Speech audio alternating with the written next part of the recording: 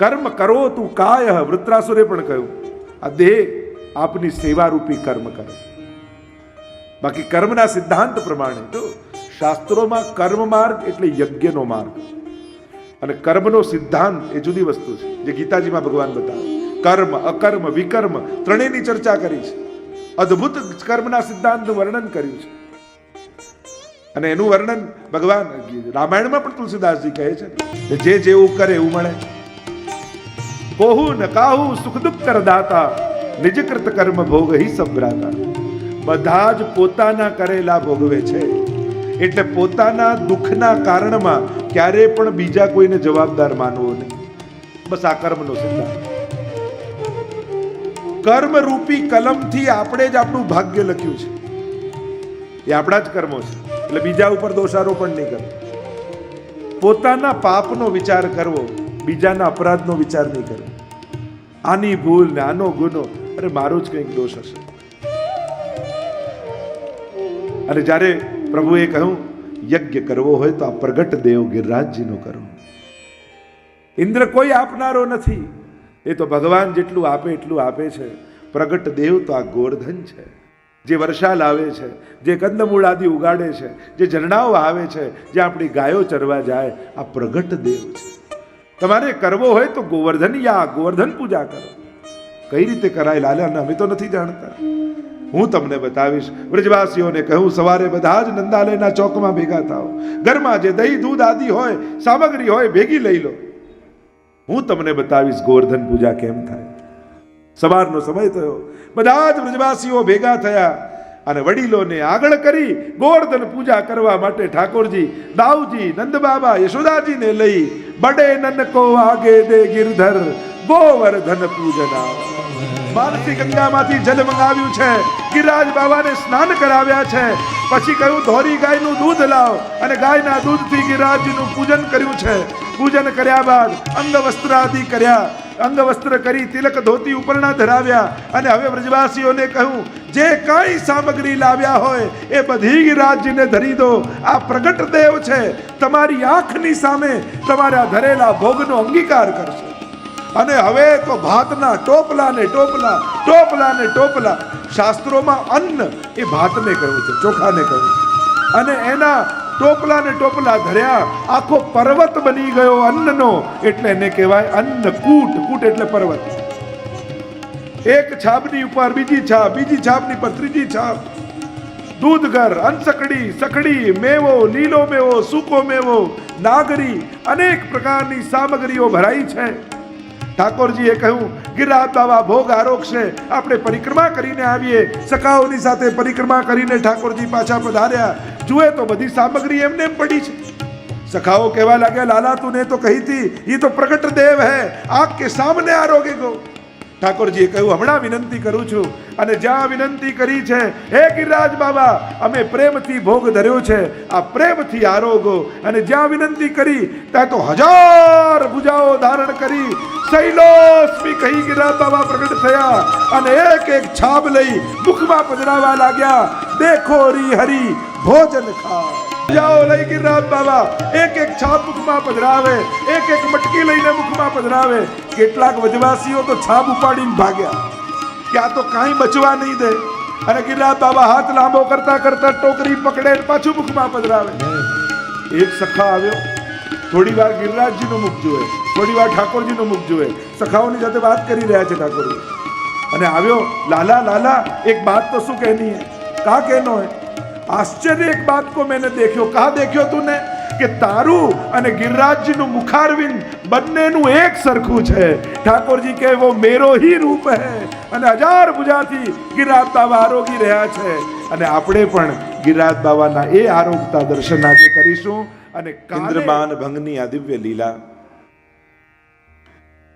ગિરિરાજ બાબાનું મહાત્મ્ય શ્રી ઠાકોરજીએ પોતાના ભક્તોને સમજાવ્યું. કૃષ્ણ ચરિત્રની એ વિશેષતા છે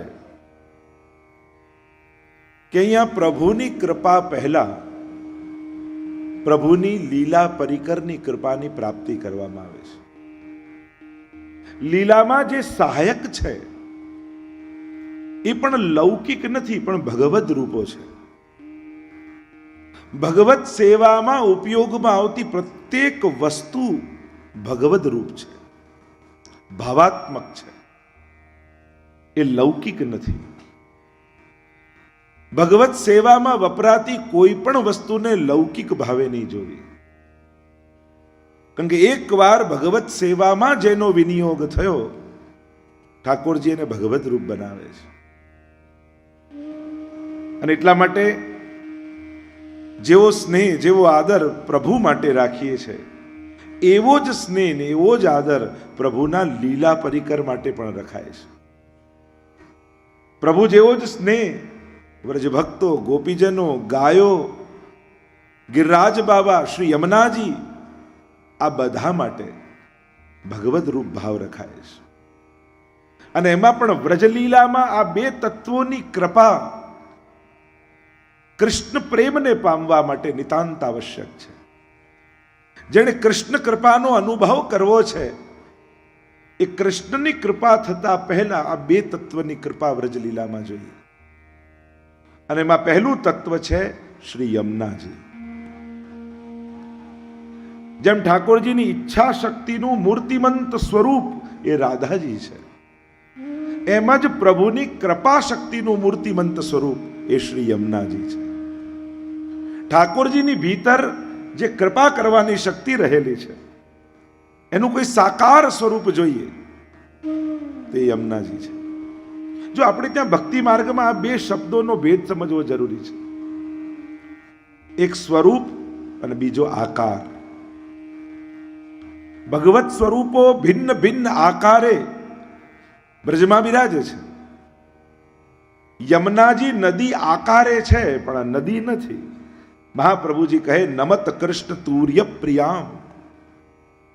ગિરિરાજજી પર્વત આકારે છે, પણ એનું સ્વરૂપ તો હરિદાસ વર્યનું છે. અહીંયા ભિન્ન ભિન્ન આકારે ભગવદીઓ બિરાજમાન છે. અને એટલા માટે મહાપ્રભુજી ત્રણ સ્વરૂપો બતાવે છે દરેક તત્વોના: આદિ ભૌતિક સ્વરૂપ, આધ્યાત્મિક સ્વરૂપ અને આધિદૈવિક સ્વરૂપ. જેમ શ્રી યમુનાજીનું જલપ્રવાહ રૂપે જે સ્વરૂપ છે એ ભૌતિક સ્વરૂપ છે.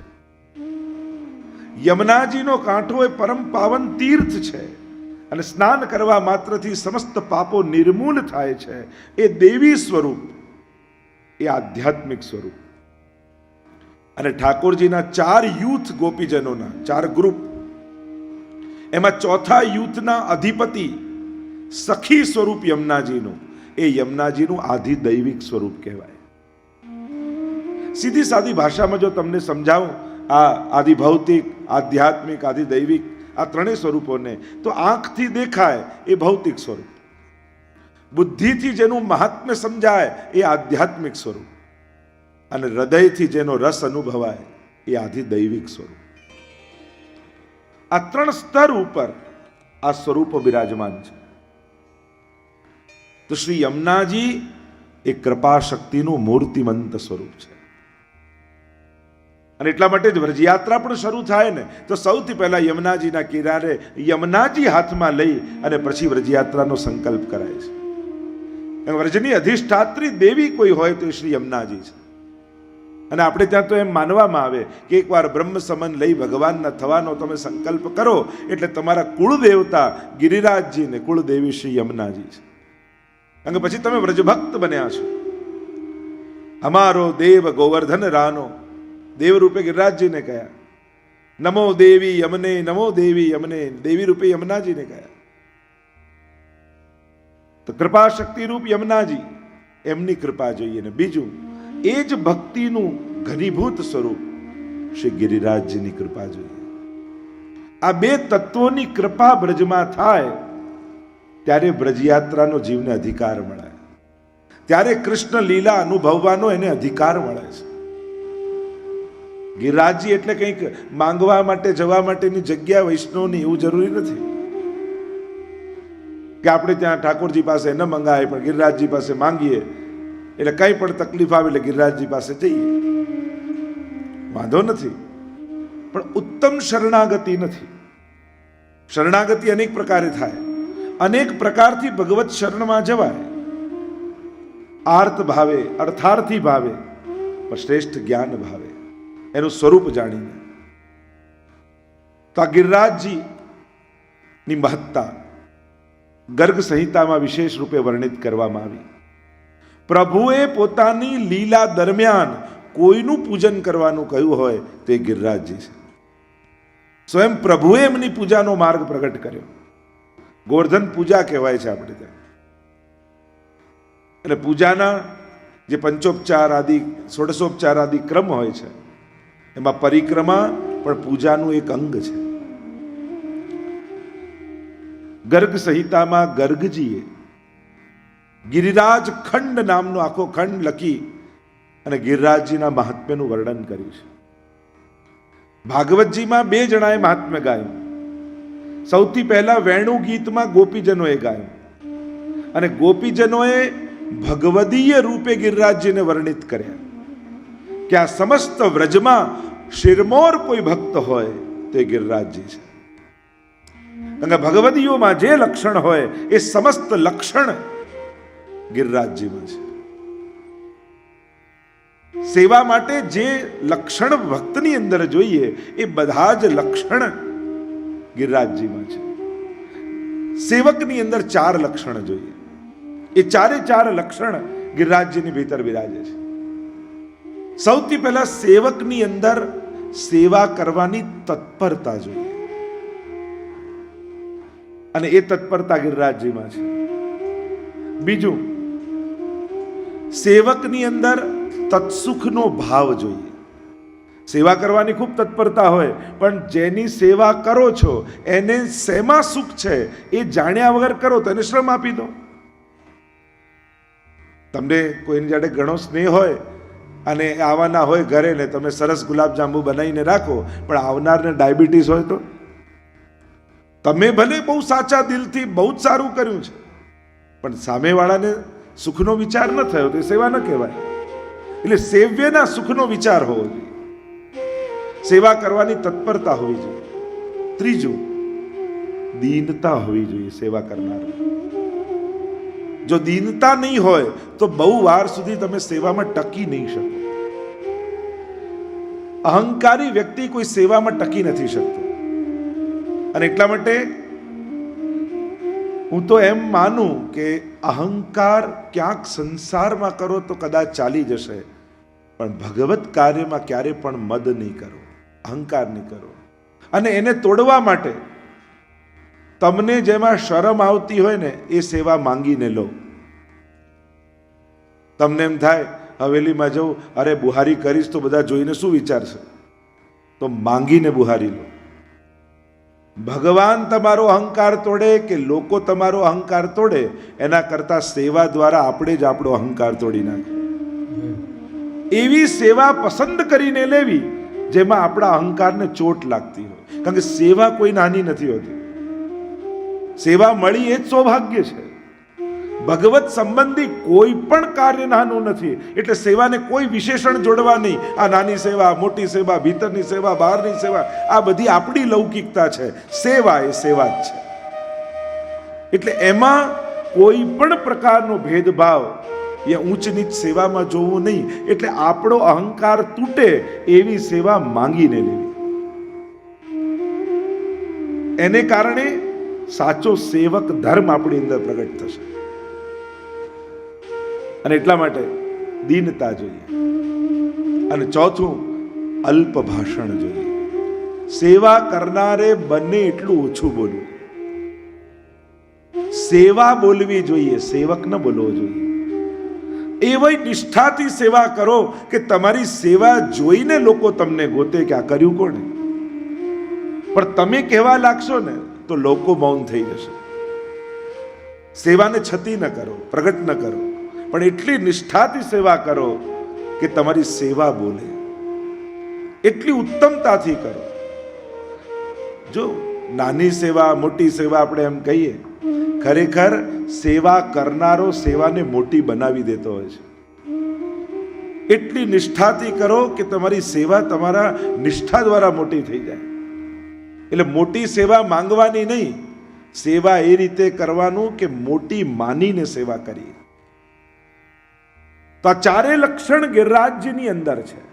ભગવદી રૂપે હંતાય મદ્રિર બલા હરિદાસ વર્યો યદરામ કૃષ્ણ ચરણ સ્પર્શ પ્રમોદ માનમ તનોતિ સહગો ગણયોસ્તયોર્યત પાનીય સૂયવ સકંદર કંદ મૂલઈ.